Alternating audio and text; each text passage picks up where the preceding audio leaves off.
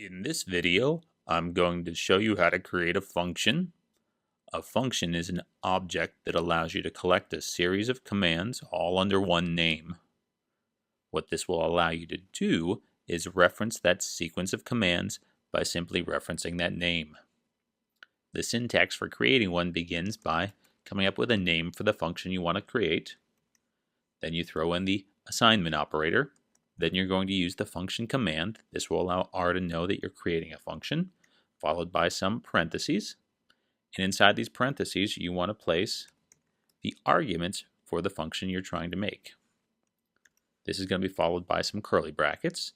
And inside these curly brackets, you're going to want to place the steps that you want to have executed. And then at the very end of this, once your function's done executing these steps, you're going to want to have it return some vector or return value of some sort. So you will use the return function, and inside that you'll place the vector to be returned. You'll see what I mean by this once I get to the example here. Now the function we're going to make is a function that's going to do something like this. It's going to subtract two numbers and then divide by a third. So since it's subtracting and dividing, this function I'm going to call subdiv for subdivide. I'm going to throw in my assignment operator. Then I'm going to type in function. This is the function command. And now this function needs to have three things passed into it: an x value, a y value, and a z value. And now what do I want to have it do? Well, once I have my curly braces in there, I want to have it calculate something I'll call t, and that's going to come from taking my x value and subtracting y and dividing by z.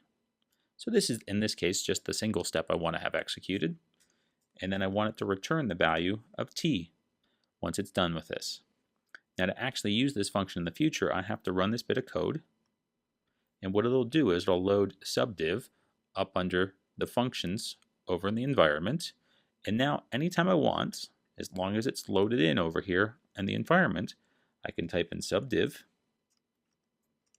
and I can type in three values, 3, 4, 5 here, and it'll subtract and divide. So it'll do 3 minus 4, which will give me a -1, divide by 5, so I should get a -0.2 when I do this, and in fact I do.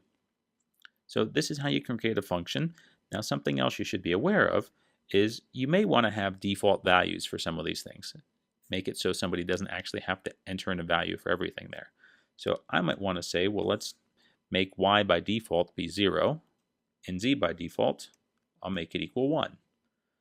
Now if I rerun this, and let me clear out the bottom here, I don't have to, but I'll do this here.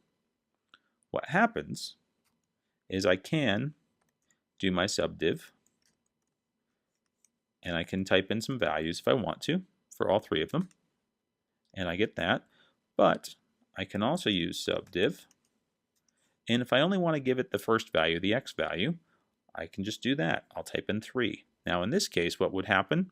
It's going to take 3, subtract away the default, which is 0, and then divide by 1. So what I should get out of this in this case is just the number 3. And that's what I do get. But this is how you can create a function.